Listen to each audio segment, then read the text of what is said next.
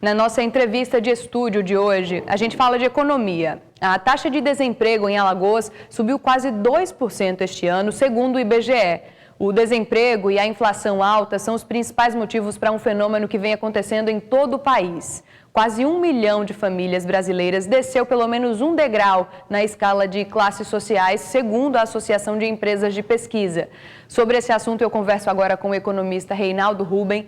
Muito boa tarde, Reinaldo. Um prazer recebê-lo aqui no nosso estúdio. Prazer todo meu. O que significa esse movimento aí de declínio de classe social?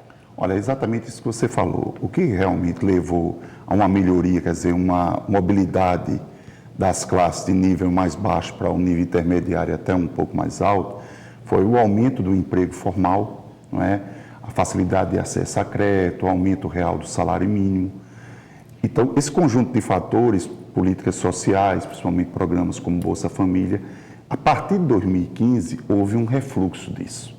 Não é? Você aumentou a taxa de desemprego, como você bem chamou a atenção, a inflação no ano passado ficou acima de 10%, não é? Houve um período sem correção do próprio Bolsa Família, o salário mínimo foi que ainda manteve uma certa estabilidade. Então, esse conjunto de fatores tem levado justamente aqueles que atingiram um determinado patamar, como a classe C, por exemplo, essas famílias começam, na realidade, a iniciar um processo justamente de queda para níveis mais baixos. Mudar o padrão de vida, né? Isso é muito complicado. É verdade. Agora, segundo essa mesma pesquisa da Associação Brasileira de Empresas de Pesquisa, ao mesmo tempo que aconteceu esse declínio aí, as classes mais pobres, elas ganharam reforço, né? Como isso aconteceu e por quê? É exatamente isso que eu falei, porque, veja mesmo, no primeiro momento, essas classes, a principal fonte de renda é o salário mínimo. E o salário mínimo, até o ano passado, e acredito que talvez continue, ele tinha uma política de reajuste, que era justamente a inflação do período anterior, mais o crescimento da economia de 2 anos anteriores. Então, isso significou um aumento acima da inflação.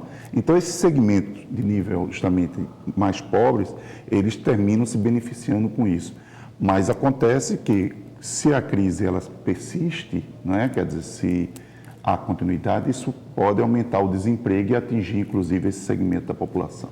E como é que as famílias vêm enfrentando esse período de crise, desemprego e alta de inflação, hein, Rubem? Olha, veja mesmo, os dados que a gente tem é que há um esforço hoje muito grande das famílias, principalmente porque nesse período que eu te falei, que houve essa maior mobilidade, houve um endividamento muito grande, que há todo um esforço de tentar justamente reduzir esse endividamento. Esforço de tentar poupar, enfim, mas não tem sido fácil por conta da intensidade da crise, não é? Então, realmente, é um processo de ajuste doloroso, principalmente porque ele se fez com aumento de inflação, que tira poder de compra e é complicado. É a questão das prioridades, né? Tem que sentar e ver aí o que é que você não pode deixar de pagar e o que você pode deixar por um tempo, pelo menos, né? É verdade. Agora, quanto às perspectivas de futuro, Rubem?